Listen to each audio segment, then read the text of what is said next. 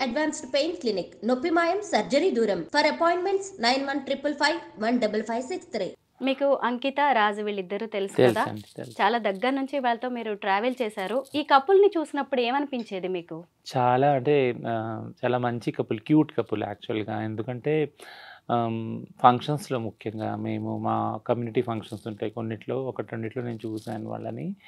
And వాళ్ళ మధ్య ఉన్న chemistry I really like prized అనమాట. ఎందుకంటే మా కమ్యూనిటీ ఫంక్షన్స్‌లో డాన్స్ ఇస్ నార్మలే. సో అందులో చాలా మంచి డాన్సర్ అంకిత. డాన్స్ ఏసేది కొన్ని సాంగ్స్‌కి వాటిలకి. ఎందుకు చెప్తున్నానంటే నా సొంత ఎక్స్‌పీరియన్స్ కూడా ఒకటుంది. ఒకసారి ఒక ఫోటో షూట్‌కి నా ఫ్రెండ్ ఒకాయన న్యూయార్క్ నుంచి వచ్చాడు, మ్యాక్ అని. తను ఫోటో షూట్స్ చేసేటప్పుడు నన్ను నా పార్ట్నర్‌ని చేస్తా అన్నాడనమాట. అక్కడ ఎగ్జిబిషన్‌లో పెడతా అని. తను నాది సింగిల్ పిక్స్ తీసుకున్నాడు. అట్లా నా పార్ట్నర్‌ది కూడా తీసుకున్నాడు. మా ఇద్దరిది కలిపి తీసుకున్నాడు. ఇద్దరిది కలిపి తీసుకున్నప్పుడు తను ఏమన్నాడంటే, ఒక 2 పిక్స్ తీసుకున్నాక, "రచన ఒకసారి ఇట్లా రా" అన్నాడు. ఏంటి అనంటే, "కెమెరాలో చూడు నువ్వు సింగిల్‌గా ఉన్నప్పుడు నీ ఫేస్ ఎలా ఉంది? మీ ఇద్దరు కలిసినప్పుడు చూడు నువ్వెంత హ్యాపీగా ఉండవు నీ ఫేస్‌లో కనిపిస్తుంది." అది నా మైండ్‌లో రిజిస్టర్ అయింది యాక్చువల్‌గా. ఈ ఫంక్షన్స్‌లో అంకిత డాన్స్ చేసేటప్పుడు నేను ఒక్కసారి అంకితని చూసాక రాజు వైపు చూసాను నేను. He is so happy. Ankita dance చేస్తుంటే అంటే ఒక ప్రౌడ్‌లా ఫీల్ అవుతున్నాడు. అంటే నా వైఫ్ చూడు ఎంత మంచి డాన్సరు, ఎంతమంది ఇట్లా చూస్తా ఉన్నారు చూడు, అందరికన్నా బెస్ట్ డాన్సర్ కదా అని. So that comes from a like హార్ట్‌లో ఆ ప్యూర్ లవ్, ఆ ఎఫెక్షన్ ఉన్నప్పుడే వస్తుంది. So they are beautiful couple actually. తర్వాత మళ్ళీ ఎప్పుడైనా కలిసారా? ఈ మధ్య కాలంలో మాట్లాడారా అంకితతో గాని చాలా ఏదైనా? చాలా హ్మ్. తక్కువ. But yeah! అదే వాళ్ళు చాలా దగ్గరగా ఉన్నారు. యాహ్! అయితే అంకిత, రాజు పెళ్లి మీ కమ్యూనిటీకి ఓ మంచి మెసేజ్ ఇచ్చింది. మీ కమ్యూనిటీకే కాదు సొసైటీకి కూడా. ఒక నార్మల్ అబ్బాయి వచ్చి ఒక ట్రాన్స్‌జెండర్‌ని పెళ్లి చేసుకోవడం, అది కూడా వాళ్ళిద్దరి పెళ్లి కూడా చాలా జరిగింది. హ్మ్. అయితే అప్పుడు మీరందరూ ఏమనుకున్నారు? కమ్యూనిటీలో ఖచ్చితంగా దీని మీద ఓ డిస్కషన్ అయితే జరిగిందిగా. మనకు కూడా మంచి రోజులొచ్చాయి. మనల్ని యాక్సెప్ట్ చేయడానికి ఇలా వస్తున్నారు అనే దాని మీద ఓ డిస్కషన్ జరిగి ఉంటుంది కదా? టు బీ ఫ్రాంక్ యాక్చువల్‌గా వాళ్ళు పెళ్ళైనప్పుడే నన్ను పిలిచారు యాక్చువల్‌గా. హ్మ్. ఇంటర్వ్యూ చేద్దాం అంకిత రాజ్ మీద అని. బట్ లైక్ అప్పుడు నాకు టైం లేకుండే. But yeah! ఆ తర్వాత ఇప్పుడు వాళ్ళు అంటే లేరు. కలిసి లేరు. బట్ ఇప్పుడు చేయాల్సొచ్చింది.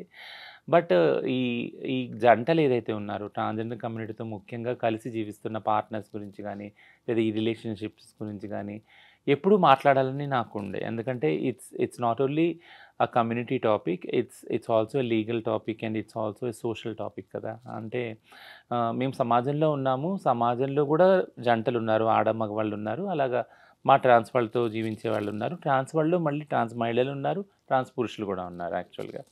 ఆహ్, ఈ ఇప్పుడిప్పుడే ట్రాన్స్‌జెండర్ రైట్స్ అనే వాటి గురించి 2014 నుంచి మనం మాట్లాడుకోవడం స్టార్ట్ చేసాం. సుప్రీం కోర్ట్ జడ్జిమెంట్ తర్వాత మాట్లాడుకోవడం స్టార్ట్ చేసాం. ఓపెన్‌గా బయటికి రావటం, విజిబిలిటీ కూడా పెరిగింది కదా! 2014 ముందున్న పాపులేషన్ విజిబిలిటీ కన్నా ఇప్పుడు చాలా ఎక్కువయింది. సో, ఇప్పుడు ఈ రిలేషన్‌షిప్స్ గురించి కూడా మాట్లాడుకోవాల్సిన బాధ్యత కూడా పెరిగింది యాక్చువల్‌గా. ఇదెందుకంటున్నానంటే సేమ్ సెక్స్ మ్యారేజ్ అంటే మ్యారేజ్ ఈక్వాలిటీ పిటిషన్ ఏదైతే సుప్రీం కోర్ట్‌లో వేశారో, అది సుప్రీం కోర్ట్ కూడా అన్నది ఏంటనంటే, అప్పుడే ఈ రైట్స్ రావు మీకు అని పక్కన పెట్టడం జరిగింది యాక్చువల్‌గా. అప్పుడు ట్రాన్స్‌జెండర్ యాక్టివిస్టులు అందరూ మేము ఆలోచించిందేంటంటే, సుప్రీం కోర్ట్‌లో ఇది ఫెయిల్ కాదు. అంటే వాళ్ళు ఎత్తి చూపిస్తున్నారు సిస్టమ్స్‌లో, సోషల్ సిస్టమ్స్‌లో ఉన్న లోటుపాట్లు. మీకిప్పుడు ఇవ్వటానికి ఏం లేదు. బట్ కానీ ప్రిపేర్‌గా లేదు సొసైటీ అనేసి ఇక్కడ హిందూ మ్యారేజ్ చట్టం ఉంది, ముస్లిం మ్యారేజ్ చట్టం ఉంది, క్రిస్టియన్ మ్యారేజ్ చట్టం ఉంది. ఏవిటిని మార్చమంటారు? అంటే మీకంటూ ఒక మ్యారేజ్ రైట్స్ ఇస్తే ఇవన్నీ కూడా డిస్కషన్‌లోకొచ్చినియి. అప్పటికి కూడా ఎవరైతే మెయిన్ లీడర్స్ ఉన్నారో లాయర్స్, ఇద్దరు లెస్బియన్ కపుల్స్ అరుంధతి, కర్జు వీళ్ళు వాళ్ళు దే ఆర్ లైక్ వాళ్ళు సుప్రీం కోర్ట్‌లో అది లైవ్ టెలికాస్ట్ చేశారు యాక్చువల్‌గా. అప్పుడు ఇట్స్ సో పవర్‌ఫుల్ వాళ్ళ ఆర్గ్యుమెంట్స్ ఏంటినంటే, వేరే సిస్‌జెండర్ కపుల్ తోటి మగవాళ్ళు ఒకవేళ ఫ్యామిలీగా ఫార్మ్ అయితే, వాళ్ళ పిల్లలుంటారు. వాళ్ళకంటూ ఒక సోషల్ సెక్యూరిటీ ఉంటుంది. వాళ్ళు ఇల్లు రెంట్‌కి ఇస్తారు వాళ్ళకి ఈజీగా. ఇన్స్యూరెన్స్ పాలిసీ ఉంటుంది. బ్యాంక్ అకౌంట్ ఇవన్నీ ఈజీగా అయిపోతాయి వాళ్ళకి. బట్ అదే అంత ఈజీగా ఎల్‌జిబిటిక్యూఐ వాళ్ళు ఒకవేళ పెళ్లి చేసుకున్నా లేదా రిలేషన్‌షిప్‌లో ఉన్నా వాళ్ళకి అలాంటి ఫెసిలిటీస్ దొరకవు. ఒకవేళ కష్టపడి అది సాధించుకున్నా, ఫర్ ఎగ్జాంపుల్ ఒక ఇల్లు సాధించుకున్నా గానీ, బట్ చుట్టుపక్కల వాళ్ళు అదే సేమ్ రెస్పెక్ట్ ఏదైతే ఆడవాళ్ళు మగవాళ్ళకి ఇస్తారో పెళ్ళిలో, ఆ కపుల్‌కి ఇస్తారో, ఆ ఫ్యామిలీకి ఇస్తారో అంత రెస్పెక్ట్ ఇవ్వరు యాక్చువల్‌గా. సో ఇది మెయిన్ విషయం. ఈ కపుల్ అక్కడ వాదించినప్పుడు లెస్బియన్ కపుల్ మేమెలా తక్కువ ఆడవాళ్ళ మగవాళ్ళ రిలేషన్షిప్ కన్నా వాళ్ళ ఫ్యామిలీ కన్నా మాది ఏం తక్కువ, మమ్మల్ని ఎందుకు ఇంత విచక్షణ చేస్తున్నారు, మాకు ఎందుకు వేరే ఫెసిలిటీస్ కల్పించట్లేదు, ఇల్లు కానీ లేదా ఇన్సూరెన్స్ కానీ బ్యాంక్ అకౌంట్ ఇలాంటివి అన్నీ ఎందుకు కల్పించట్లేదు, దీనివల్ల ఎంతో న్యూనత భావానికి ఇన్ఫీరియారిటీ కాంప్లెక్స్కి గురవుతున్నాము. ఇది మా మెంటల్ హెల్త్ని చాలా పాడు చేస్తుంది. కాబట్టి చాలామంది సూసైడ్లు కూడా అవుతున్నారు. జంటలు కలిసి ఉందామని వస్తున్నారు, విడిపోతున్నారు సోషల్ ప్రెషర్ వల్ల, తర్వాత సూసైడల్ అవుతున్నారు. సో ఇవన్నీ కూడా అంకితా రాజ్ జర్నీ చూసినప్పుడు వాళ్ళు రిలేషన్షిప్కి వెళ్ళటము, వాళ్ళు కలిసి ఉండటము, ఒక ఇల్లు తీసుకోవటము, పెళ్లి చేసుకోవటం బ్రహ్మాండంగా ఈ సోషల్ మీడియాలో వీ ఆల్ ఫెల్ట్ ప్రౌడ్. ఎందుకంటే ముఖ్యంగా 2-3 క్రైసిస్లో కూడా ఐ హ్యావ్ బీన్ విత్ అంకిత. ఒక ఇష్యూ క్రైసిస్ అయినప్పుడు ట్రాన్స్ ఉమెన్కి she was in to the police station. ఇప్పుడు నేను ఆన్లైన్లో ఆమెని గైడ్ చేస్తున్నాను, ఇక్కడికి వెళ్ళు ఈ పోలీస్ ఆఫీస్లో కాదు. I prize that girl so like I felt so, అంటే చాలా నేను గ్రేట్గా ఫీల్ అయ్యాను. ఏంటంటే she has so much power to fight. అంటే ఒక ట్రాన్స్ ఉమెన్కి అంత కాన్ఫిడెన్స్ వచ్చింది, అంత ఫైట్ చేయగలుగుతుంది అని అంటే ఎన్నో ఇంగ్రీడియంట్స్ ఉన్నాయి. అంటే ఎంతో బ్యాక్ పుషప్ ఉందన్నమాట. ఇప్పుడు మనం అంటాం కదా, ప్రతి ఒక్క సక్సెస్ఫుల్ మగాడి వెనుక ఒక సక్సెస్ఫుల్ ఆడది ఉంటుందని. ఖచ్చితంగా అప్పుడు నాకు అనిపించింది అంకిత వెనుక రాజు ఉన్నాడని. అప్పుడు అందుకే తను కాన్ఫిడెంట్గా వచ్చి తన కమ్యూనిటీ కోసం కొట్లాడటానికి ముందు వచ్చి పోలీస్ స్టేషన్లో 30-40 మందిని తను వెంట పెట్టుకొని వెళ్ళి ధైర్యంగా మాట్లాడి అప్పటికప్పుడు యూట్యూబ్ వీడియో చేసి పెట్టింది. యాక్చువల్గా ఇన్స్టాలో లైవ్ వెళ్ళింది. I felt so proud. ఇట్లాంటి వాళ్ళు కదా కమ్యూనిటీలో ముందుకు రావాలి, రైట్స్ గురించి కొట్లాడాలి అనేసి నన్ను చాలా ఇంప్రెస్ అయ్యాను. యాక్చువల్గా అప్పుడు నేను మాట్లాడినప్పుడు కూడా చాలా ఇంప్రెస్ అయ్యాను. సో థింగ్ ఏంటంటే if you are happy as a person, happiness అనేది ఎక్కడ వస్తుంది అంటే యాక్సెప్టెన్స్ నుంచి వస్తుంది. అంకిత రాజ్ మధ్య ఒక ప్రేమ రిలేషన్షిప్ ఏదైతే ఉందో అది ఇది ఈక్వల్ యాక్సెప్టెన్స్ నుంచి వచ్చింది, బ్యాక్గ్రౌండ్ నుంచి. So that's a beautiful acceptance. అంటే జెండర్ని స్టీరియోటైప్ జెండర్ని క్రాస్ చేసుకొని ఆడైనా మగైనా అని సెక్షువాలిటీ ఏదైనా కానీ అవన్నీ పక్కన పెట్టి నువ్వు ఒక మనిషివి నేను ఒక మనిషిని, మన ఇద్దరం కలిసి జీవిద్దాం, ఒక చోట దీవిద్దాము, బ్యూటిఫుల్ లైఫ్ని మనం డిజైన్ చేద్దామని వాళ్ళ ఏదైతే సంకల్పం ఉందో that it self is a very beautiful thing కదా. అది మెయిన్ స్ట్రీమ్ స్టీరియోటైపింగ్కి అగేనెస్ట్గా వెళ్ళి ఛాలెంజ్ చేసి వాళ్ళకి చూపించిన రిలేషన్షిప్ అది. And we must all prize that relationship. Yeah, Ankita Raj పెళ్ళి అనేది ఒక న్యూస్ ఎంత అయిందో ఇప్పుడు వాళ్ళిద్దరూ సెపరేట్ అవ్వడం కూడా ఒక పెద్ద డిస్కషన్ అయితే దీని మీద నడుస్తుంది. అయితే అంకితా రాజ్ ఎందుకు విడిపోయారనే దాని మీద ఎవరికి కూడా ఒక క్లారిటీ రావట్లేదు. అయితే ఎందుకు వీళ్ళు వెళ్ళిపోయారు విడిపోయారు అనే దాని గురించి చాలామంది తెలుసుకోవాలనుకుంటున్నారు. నిన్న తను ఒక వీడియో పెట్టింది, నేను ఈ ఇల్లు ఖాళీ చేసి కొత్త ఇంటికి వెళ్తున్నాను, 7 ఏళ్ళు ఇందులో ఉన్నాను, ఈ ఇల్లు నాకు చాలా గుడ్ మెమరీస్ ఇచ్చింది, లవ్లీ మెమరీస్ ఉన్నాయి నాకు, అలాగే కొంత సాడ్ కూడా ఇచ్చింది అని చెప్పేసి తను చెప్తుంటే అందరికీ అర్థమైపోయింది అనమాట ఆ సాడ్ ఏంటి అనేది. వీళ్ళిద్దరు ఎందుకు విడిపోయారు, రీజన్స్ ఏంటంటారు? సో రీజన్స్ అనేవి పర్సనల్ రీజన్స్. యాక్చువల్గా వాళ్ళు అంటే అది బయట పెట్టలేదు. బట్ ఈ రిలేషన్షిప్ వాళ్ళు అంటే బ్రేకప్ అనను, అంత పెద్ద మాట కూడా వాడను. బట్ వాళ్ళు వేరువేరుగా జీవించాలి అనుకుని నిర్ణయం తీసుకున్నప్పుడు అంకిత వీడియో చేసి పెట్టింది ఇన్స్టాలో. And I have all respect to this women because ఎందుకంటే నేను ఎప్పుడు చెప్తాను ఇంటర్వ్యూస్లో, ఆడమగవాళ్ళు కూడా ఒక డిసిప్లిన్ ఉండదు రిలేషన్షిప్స్లో కదా. పెళ్ళి చేసుకోవడం కానీ కలిసి జీవించడం కానీ అనుకుంటారు ఉంటారు. బట్ ఆ అనుకున్నప్పుడు ఉన్న ఆ ఎనర్జీ ఆ డిసిప్లిను విడిగా బతుకుతాం అనుకున్నప్పుడు కనపడదు యాక్చువల్గా, ఆ ఇంట్రెస్ట్ కూడా కదా. బట్ ఉండాలి. సో ఈ టర్మ్స్ తోటి మన ఇద్దరం కలిసి జీవిద్దాము, ఒకవేళ టర్మ్స్ వర్కౌట్ అవ్వకపోతే మీరు మీ దారిలో నేను నా దారిలో వెళ్ళిపోయి మనం హ్యాపీగా జీవించవచ్చు. ఇద్దరు ఆలోచనలు కలవట్లేదు కాబట్టి, మనోభావాలు కలవట్లేదు కాబట్టి. సో ఆ అండర్స్టాండింగ్ ఈ కపుల్లో కనపడింది. యాక్చువల్గా వేడిగా జీవిద్దాం అనుకొని ఆమె చేసి, లేదు నేను విడిగా జీవించాలనుకుంటాను, తను విడిగా జీవించాలనుకుంటాను. అండ్ ఈ అబ్బాయి కూడా చాలా రెస్పెక్ట్గా పెట్టాడు. నేను అంటే మేము కలిసి ఉండట్లేదు ప్రస్తుతానికి, బట్ ఫ్యూచర్లో ఛాన్సెస్ ఉందేమో కలవటానికి, అది మాత్రం నేను ఓపెన్గా ఉంచుతున్నానని. ఎంత బ్రాడర్ పర్స్పెక్టివ్ వెళ్ళదు కదా. I prize really both of them. అంటే ఆ విజ్ఞతని మీరు చూపించగలిగారంటే, ఏదైతే మీరు సమాజానికి మీ పెళ్లి ద్వారా మీ living relationship let it be a short span అయినా కానీ చూపించారు ఒక పద్ధతిని. వేరుగా జీవించడంలో కూడా ఆ డిసిప్లిన్ని I really prize both of them. So ఆ పర్సనల్ రీజన్కి వెళ్తే వాళ్ళిద్దరికీ తెలుసు ఆ స్పేస్ కూడా మనది కాదు కాబట్టి దాన్ని ఆక్యుపై చేయొద్దు, వాళ్ళకి వదిలేద్దాం అది. సో ఇలాగా ఒక అండర్స్టాండింగ్తో విడిపోవడం అనుకున్న వేరుగా జీవించాలని వాళ్ళు అనుకున్నారు. ఆ రోజు నుంచి జీవిస్తూ ఉన్నారు. సో మీరు ఇప్పుడు అన్నట్టు అంటే నాకు తెలిసిన అబ్జర్వేషన్ ప్రకారం ఎప్పుడైతే విడిగా జీవిస్తున్నారో అంకిత తన ట్రాన్సిషన్స్ వీడియోస్ పెడుతుంది. ఆ అబ్బాయి కూడా బాధపడిన కొన్ని వీడియోస్ పెట్టాడు. ఈ అమ్మాయి మళ్ళీ ఇల్లు ఖాళీ చేసిన వీడియోస్ ఇవన్నీ పెట్టింది. సో ఇదంతా ఏంటి అనంటే ఏ రిలేషన్‌షిప్‌లో ఉన్న వాళ్ళు ఏదైతే వాళ్ళ పాస్ట్ ఇవి ఉన్నాయి, మెమరీస్ ఉన్నాయి, స్వీట్ మెమరీస్ అవన్నీ రీవిజిట్ అవుతారు.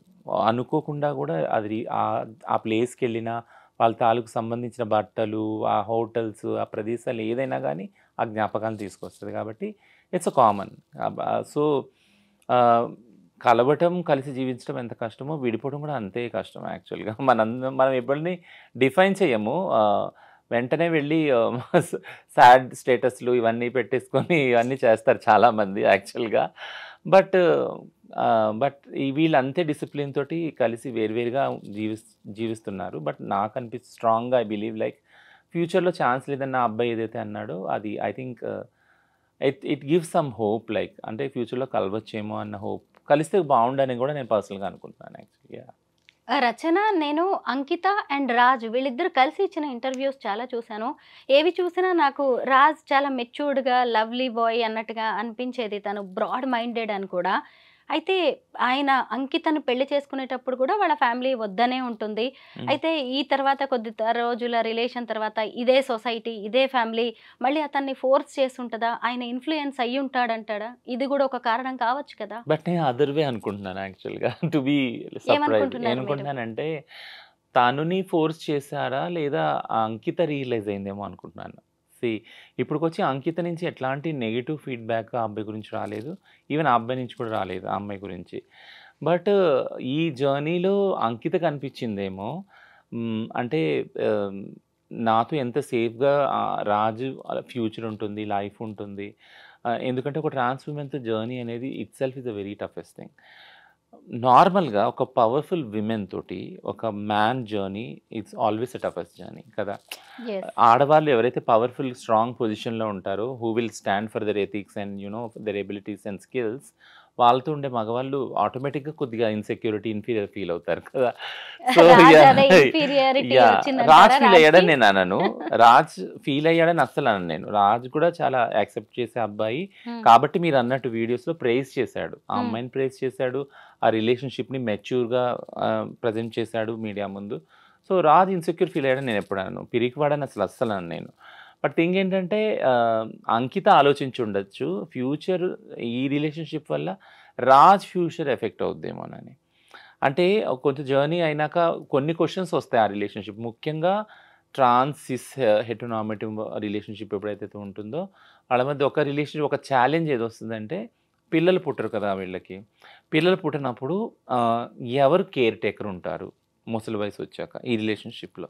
ఇది ఎల్‌జిబిటీ కపుల్స్‌లో ఎప్పుడూ ఉండే ఛాలెంజ్, ఒకటి క్వెషన్ మార్క్ యాక్చువల్లీ. ఈ క్వెషన్‌కి ఆన్సర్ దొరకదు యాక్చువల్‌గా. ఎందుకంటే మామూలు సిస్‌జెండర్ కపుల్‌లో కూడా పిల్లలు లేని వాళ్ళు ఎవరు చూస్తారు? ఎవరు చూడరు. పిల్లలు ఉన్నోళ్ళు కూడా ఆ పిల్లలు చూస్తారని నమ్మకం కూడా లేదు కదా మనకి. సారీ. సో అదే విధంగా ఎల్‌జిబిటీ కపుల్స్‌లో అయితే పిల్లలే లేరు. అడాప్ట్ చేసుకోవాలి మహా అయితే. అడాప్ట్ చేసుకున్న వాళ్ళు కూడా చూస్తారా లేదా? సో ఇదంతా కూడా ఉంది. సో ఆ సెక్యూరిటీ ఏదైతే ఉందో ఆ రిలేషన్‌షిప్‌లో సేఫ్టీ ఫీల్ అవ్వనప్పుడు, ఒకళ్ళ గురించి ఒకళ్ళు అమితంగా ప్రేమించుకున్నప్పుడు, అంటే ఇప్పుడు నా తర్వాత ఎవరు చూస్తాను నేను? ఫర్ ఎగ్జాంపుల్ మా అమ్మ ఉండేది. మా అమ్మ ఎప్పుడూ ఒక బాధపడేది ఏంటనంటే, నా కొడుకు అదే ఇలా ట్రాన్స్‌గా మారాడు. నేను చనిపోయాక ఎవరు కేర్ చేస్తారు అనేది బాధపడేది మా అమ్మ. సో, అదే బాధ ఒక ప్యూర్ లవ్‌లో తీసుకున్నప్పుడు, అమ్మ love is the universal love కదా! Unconditional love. అట్లా ఒక రిలేషన్‌షిప్‌లో తీసుకున్నప్పుడు, ఇప్పుడు నేను అంకిత వైపు నుంచి నేనేం ఆలోచిస్తా ఉన్నానంటే, యాక్చువల్లీ నన్ను నేను పెట్టుకొని, she might have thought that నేను ఒకవేళ ఈ రిలేషన్‌షిప్‌లో ఒకవేళ చాలా అంటే చాలా కష్టాలను ఫేస్ చేస్తే, ఖచ్చితంగా రాజ్ కష్టాలు ఫేస్ చేసి ఉంటాడు. ట్రాన్స్ విమెన్‌తో ఉండటం అంటే ఈజీ జర్నీ కానే కాదు. చుట్టుపక్కల ఉన్నవాళ్ళు డే 1 నుంచి మార్నింగ్ నుంచి మేమెంత వివక్షత ఎదుర్కొంటున్నామో దానికి 5 10 వాళ్ళు ఎదుర్కొంటారు. కిందకి వచ్చినప్పుడు నేను చెప్తున్నాను నా పార్ట్నర్ ఎక్స్‌పీరియన్స్. కిందకి వచ్చినప్పుడు బైక్ తీస్తా ఉంటే, "ఏంటి? ఎందుకున్నావు? ఈ రిలేషన్‌షిప్ నీకు అమ్మాయి దొరకలేదా? నువ్వు ఇంపార్టెంట్‌వా? నువ్వు మగోడువు కాదా, మగతనం లేదు, ఇట్లాంటి క్వశ్చన్స్ యాక్చువల్లీ. అది మొదలుకొని వెళ్ళిన ప్రతి సింగిల్ స్పేస్లో కూడా క్వశ్చన్ చేస్తారు, అసలు నీకు వేరే ఆడవాళ్ళు దొరకలేదా, ఇక్కడ ఎందుకు ఉంటున్నావు, ఇవన్నీ బ్రెయిన్ వాషింగ్ ఉంటుంది. బట్ దీన్ని అంతా మేము ఫేస్ చేయగలం యాజ్ ఎ ట్రాన్స్. మమ్మల్ని అడగరు కూడా యాక్చువల్గా. వాళ్ళు ఫేస్ చేయగలరా, చాలా తక్కువ మంది ఫేస్ చేస్తారు. అది వాళ్ళు పడుతున్న బాధ మాకు ఇంకా బాధ కలిగిస్తుంది యాక్చువల్లీ. నా లైఫ్లో కూడా అదే జరిగింది. నేను ఎప్పుడూ నా వివక్షత నేను ఎదుర్కోలేదు యాజ్ అ ట్రాన్స్గా. I'm so vocal and so vibrant. నేను బయటికి వెళ్తేనే అసలు ఎవరు నా ముందుకు రావాలంటేనే దడుచుకునేవాళ్ళు. అట్లాంటి క్యారెక్టర్, పర్సనాలిటీ నాది. బట్ నా పార్ట్నర్ ఈజీ ప్రే అయిపోయేవాడు. ఒక గుడికి వెళ్ళినా, లేదా ఒక ఏదైనా ప్రేయింగ్ దానికి వెళ్ళినా, ప్రేయర్ చేయడానికి వెళ్ళినా, ఒక గ్యాదరింగ్కి వెళ్ళినా వెంటనే అందరూ నొసలు బ్రుకుట్లు ముడిపడేది ఏంటంటే, ఓ పలానోడు, పలానా వాళ్ళ పార్ట్నర్. సో కాబట్టి అక్కడ నా గురించి, నా విషయం గురించి తన స్టేటస్ తగ్గించడం, తనని క్రిటిసైజ్ చేయటం, స్టిగ్మా చేయటం, డిస్క్రిమినేట్ చేయటం, బుల్లింగ్ చేయటం, ఇదంతా జరిగేది యాక్చువల్గా. అదంతా ప్రెషర్ కదా, అది ఎక్కడ లేని ప్రెషర్. ఆ ప్రెషర్ ఎక్కడ చూపించాలి యాక్చువల్గా? వాళ్ళు కూడా వాళ్ళ తల్లిదండ్రులు వదులుకొని వచ్చి కలిసి జీవిద్దామనే వస్తారు కదా. సో ఈ ప్రెషర్ని ఎలా కోపప్ చేయాలి రిలేషన్షిప్లో, ఇవన్నీ నేను అనుభవించాను కాబట్టి ఐ కెన్ నో దట్. ఆ అండర్స్టాండింగ్ నాకుంది. So I completely like opposite to you. అంకితనే డెసిషన్ తీసుకొని ఉండొచ్చు కదా, ఈ అబ్బాయి సేఫ్టీ గురించి, తను సేఫ్గా ఉండాలి, తన ఫ్యూచర్ సెక్యూర్ ఉండాలని దూరం పెట్టి ఉండొచ్చు కూడా అనుకుంటున్నాను. రచన, ఇప్పుడు మనము అంకిత రాజ్ కేసుని ఒక ఎగ్జాంపుల్గా మాట్లాడుకుంటున్నాం, కానీ మీ కమ్యూనిటీలో ఇలాంటివి కామన్. పెళ్లి చేసుకోవడం, ప్రేమించడం, మోసం చేసి వదిలేయడం, డబ్బులు తీసుకొని ఎటో వెళ్ళిపోవడం, ఇలాంటివి మీరు చూస్తూనే ఉన్నారు. వీటన్నిటిని మీరు భరిస్తూనే ఉన్నారు కదా. అయితే మరి అంకిత రాజ్ కేసులో కూడా ఇలా ఏమైనా జరిగి ఉంటుందా? ఎందుకంటే వీళ్ళిద్దరూ చాలా ఫ్యూచర్ ప్లాన్స్ వేసుకున్నారు, పిల్లల్ని అడాప్ట్ చేసుకోవాలనుకున్నారు. అలాంటి వాళ్ళు ఇప్పుడు సెపరేట్ అయిపోయారు. అది కూడా అంకితలో తీవ్ర ఆవేదన కనిపిస్తూనే ఉంది.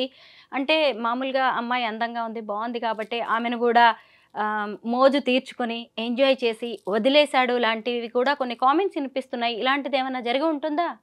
వి should not be judgmental on that. ఎందుకంటే అంటే దీన్నొక తప్పుగా, దీన్నొక అంటే ఒక విక్టిమ్ మోడ్లో ఇద్దరిని చూడటము, అంటే ఆ అబ్బాయి చేత మోసగించబడిందా, లేదా ఆ అబ్బాయి మోసపోయాడా ఈమె చేతిలో, ఆ జడ్జ్మెంట్స్కి మనం వెళ్ళకూడదు యాక్చువల్గా. ఎందుకంటే ఇది కామన్ జడ్జ్మెంట్ వస్తుంది మనకి, ఈ క్రిటిసిజం వస్తుంది యాక్చువల్గా.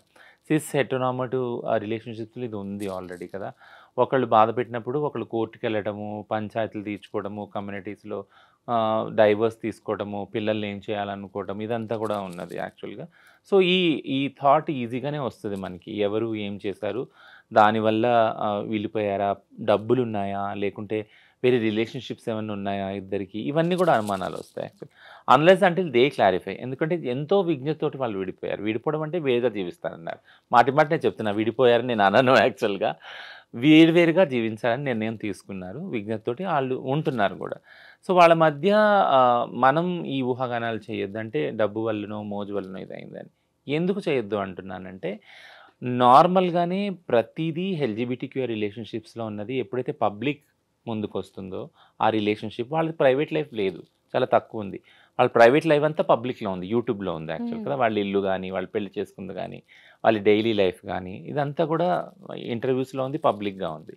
సో పబ్లిక్గా ఉన్నప్పుడు పబ్లిక్ ఏం చేస్తారంటే అదే బైనరీలో ఆలోచిస్తారు. ఆడమగవాళ్ళ రిలేషన్షిప్స్లోనే ఈమె తప్పు చేసిందా, ఈయన తప్పు చేశాడా, ఈయన తప్పు వల్ల వదిలేసిందా ఈమె, లేదా ఈమె తప్పు చేయడం వల్ల ఎక్కడో ట్రాన్స్ వాళ్ళు అందరూ చేస్తారు కదా, బయట సెక్స్ చేసి ఉంటుంది, ఇట్లాంటివన్నీ ఆ ఊహాగానాలు ఉంటుంది. లేదా ఈ అబ్బాయి మోజు తీసుకొని వదిలేశాడా, డబ్బులు వాడేసుకొని వదిలేశాడా, ఇవన్నీ ఇలాంటి ఊహాగానాలు నార్మల్గా వస్తాయి యాక్చువల్గా. బట్ నేను ఎప్పుడూ చెప్పేది ఏంటంటే అన్ని ఇంటర్వ్యూస్లో ఎల్జిబిటిక్యూ రిలేషన్షిప్స్, పార్ట్నర్షిప్ ఏదైతే ఉందో, కలిసి జీవించడం కానీ, పెళ్ళి కానీ, ఇది డిఫరెంట్ రిలేషన్షిప్. సిస్ రిలేషన్షిప్లా కాదు ఇది యాక్చువల్గా. ఎందుకంటే సిస్ రిలేషన్షిప్స్కి దగ్గర రావడానికి, ఫర్ ఎగ్జాంపుల్ పెళ్ళి అనుకుందాం, పెళ్ళిలో అసలు ఇద్దరి సమ్మతం ఉందా, లేదు కదా, పెద్దలు నిర్ణయిస్తారు. ఆ అబ్బాయి ఎవరో ఆ అమ్మాయికి తెలియదు, అమ్మాయి ఎవరో అబ్బాయికి తెలియదు. అక్కడ పెళ్లి నుంచి వాళ్ళ రిలేషన్షిప్ స్టార్ట్ అవుతుంది, ఒకళ్ళొకళ్ళు తీసుకుంటాం. కానీ మా రిలేషన్షిప్ అలా కాదు కదా. మేము ఒకళ్ళొకళ్ళు అబ్జర్వ్ చేసుకుంటాం, ఒక జర్నీ చేస్తాం యాక్చువల్గా. అప్పుడు నిర్ణయించుకుంటాం మనం కలిసి జీవించాలా, పెళ్లి చేసుకోవాలా అని. సో దిస్ స్టార్టింగ్ పాయింట్ చాలా డిఫరెంట్ ఉంది, దాన్ని చూడండి. అప్పుడు ఒక అండర్స్టాండింగ్ అవుతుంది. ఇది ఫస్ట్ మెట్టు. సెకండ్ మెట్టు ఏంటంటే రిస్క్. ఇప్పుడు నేను ఈ అబ్బాయి నాతో ఉంటున్నాడు, ఈ అబ్బాయితో ఉండటం వల్ల నేను నా ఫ్రీడమ్ని కోల్పోతాను యాక్చువల్గా. నాకు చాలా బాయ్ ఫ్రెండ్స్ ఉండొచ్చు, లేదా నేను సెక్స్ వర్క్లో ఉండొచ్చు ప్రొఫెషన్గా కదా, వీటిలన్నిటిని నేను ఫోర్గో అవ్వాలి. ఆ సాక్రిఫైస్ నేను చేయాలి, ఎందుకంటే నేను ఒక వైఫ్ని అవుతున్నాను ఇప్పుడు ఆ అబ్బాయికి కాబట్టి అనే అండర్స్టాండింగ్కి ఈ అమ్మాయి రావాలి.